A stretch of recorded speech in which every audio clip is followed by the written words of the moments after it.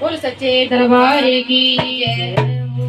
तो देखिए दोस्तों, आज मैं जो भजन गा रही हूँ बहुत सुंदर भजन है। तो देखिए, जब हमारी अंतिम यात्रा होती है, अंतिम यात्रा कौन सी होती है?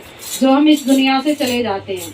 तो देखिए, जो परमात्मा डोली लेकर आते हैं तो ये कि स्त्री कैसे कैसे बातें करती है, जरा सुनिएगा। के लेके डोली पिया द्वार पर आ गए,